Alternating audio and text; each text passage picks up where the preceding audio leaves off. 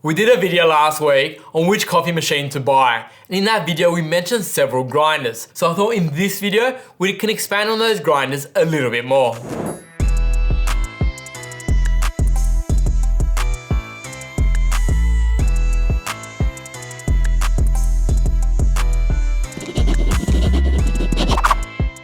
Just like with coffee machines, these days when it comes to coffee grinders, there's so many options out there that it's easy to get lost and go down a rabbit hole. In this video, we're gonna look at several different grinders and which one's best for you. But before we do that, we're gonna actually check out the rabbit hole that is coffee grinders.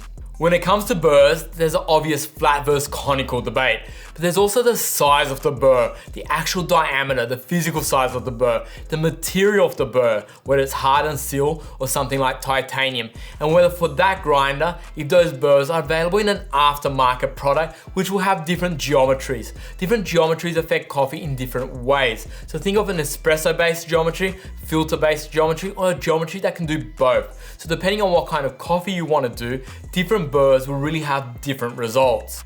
Then comes the style of grinder you want. Grind on demand versus single dose. Now with grind on demand, you generally have three different types. By activation, where you activate that grind.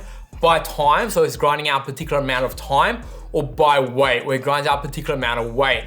Now these grinders tend to be easier to use and have an easier workflow. But for the more specialty end, people tend to like single dose grinders, which grind out what you put in. Takes a little bit more work because you're normally pre-weighing the coffee first, but you get a little bit better results and they generally have zero or next to zero retention. Talking about retention, it's common to look at a grinder from how consistent that grinder grinds. So how consistent that particle size is and how much retention is left in the grind after grinding. So if you were to grind out some coffee, how much of it stays around the burrs and the chamber and things like that. There's also talk of exchange. So how much retention is left, and on the next grind, how much of that is replaced with new grind. So you look at grind consistency, retention, and grind exchange. Another popular consideration tends to be how loud these grinders are, with the more premium grinders definitely being a lot quieter, which is very desirable. For me personally, I really like to consider also the design and build. I feel the way a product makes me feel when I use it really does affect the overall ownership of that product. So design and build quality to me are a big part of the consideration too. Yet bring it all back to basics before diving into those rabbit holes. We need a grinder to do the fundamental, which is grinding coffee, because coffee does a lot better stored as a whole bean rather than pre-ground. So if you are going down an espresso journey, a grinder is a major part of that and being able to deliver even better results.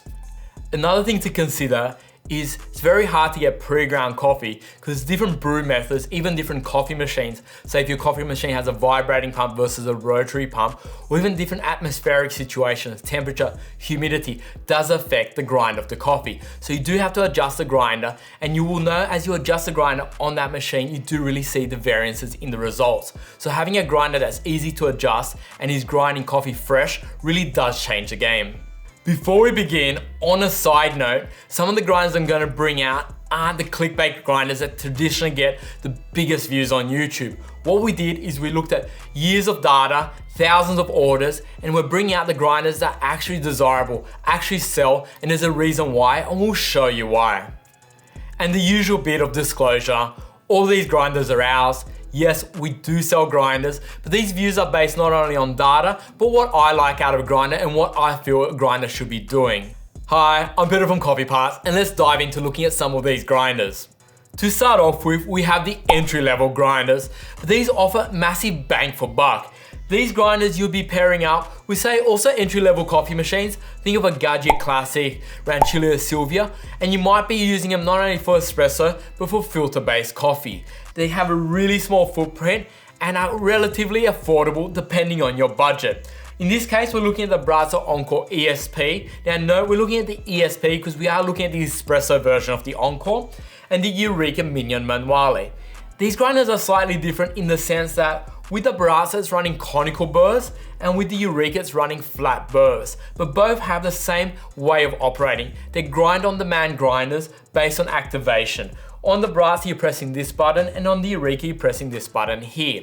Now, if you're using them for espresso, the dosing cup on the Brazza fits both a 54 and a 58ml portafilter, which are the most common portafilter sizes.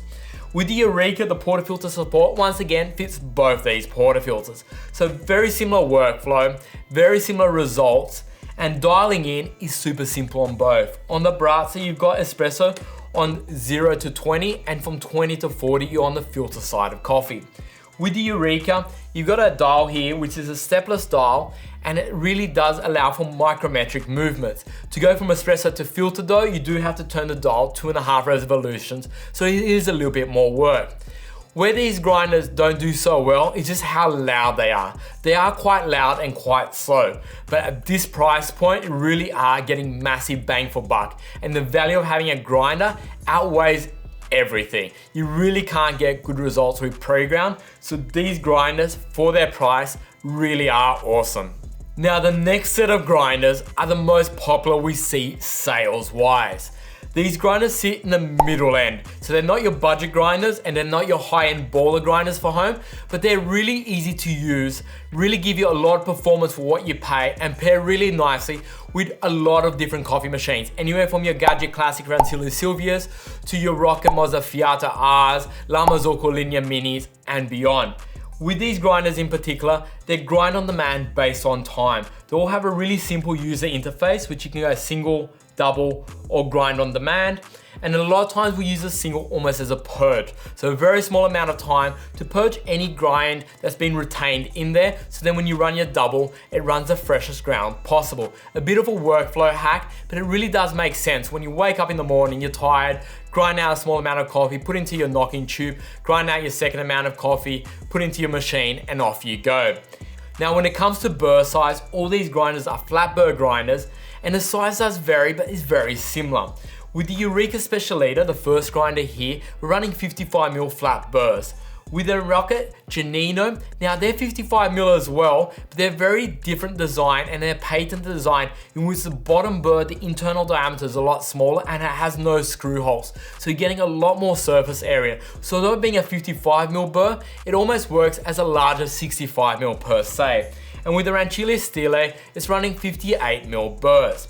Now with these grinders, there aren't many aftermarket burrs available, but generally speaking, buying these grinders, people really want a simple to use grinder that performs great out of the box, gives them what they want, and it really is simple to use. When it comes to the portafilter support, all three grinders are hands-free. You lock in your portafilter, hit your single or double, let it grind, pull out your portafilter tab, and away you go. If you wanted to do filter coffee, all of them can be just coarser to be able to do filter, but generally speaking, these grinders are sold as an espresso focused grinder, with the geometry of the burrs being focused once again on espresso. And finally, all three of these grinders are beautifully built in Italy, super well put together. In real life, they really are nicely finished, and each of them have their own little quirks that makes them really nice. With the Rocca Genino, the switch is underneath, nice and hidden, really nicely finished body. With the Eureka, super simple to use that interface. With the Rancilio Stile, easy to take out the hopper, and that hopper sits on your bench without tipping over if you were to say clean it inside. All of which have really been nicely thought of and really nicely designed and built grinders. Now we have the single dose grinders. In this case, the Timor Sculptor 064S and the DF64 here. Now, both these grinders are really targeted to the coffee enthusiasts, those that really want to control their journey and really focus on the espresso, get different things out of espresso, whatever it might mean to them. It can be anywhere from someone with a Rancilio Silvia to a La Marzocco GS3. The point of these grinders is you're grinding out what you put in. So there's no hopper. You're generally pre-weighing whatever amount of coffee you want, say 20 grams, grinding it through. Now in this case you have a bellows, on this case it's grinding it all out, and you have zero retention. There's nothing left in the grinder after, so you're guaranteed the freshest amount of coffee possible. You're also being able to dial in the grinder super easy, where to just move it here or here between shots and really navigate that coffee experience. Now both of these are running 64mm flat burr, with a very common screw pattern. So you're able to get into the aftermarket world of grinder burrs, say the SSPs in titanium with different geometries. And you now can focus on whatever you're looking for, more body, more clarity, whatever it is. These are really the enthusiast grinders. Now they take a little bit more work. For me personally, when I wake up in the morning, I want to use a grind-on-demand grinder. I want to press that button, grind out the coffee, make my coffee before I've fully woken up. But to say on the weekend, or sometimes I have a bit more time, these grinders definitely let me really dial in the grinder a lot better. So they really have their place, but they aren't the most common we see sales-wise. Definitely the most common on YouTube though. And now we have the workhorses. These grinders are the Mazza Mini Electronic and the Eureka Atom 60. Both these grinders were designed for cafes, be it small cafes, but still commercial cafes. But because of their relatively small size, and I say relatively because they're a lot bigger than all the grinders we've seen so far, they have predominantly been bought for people's homes, be it high-end homes.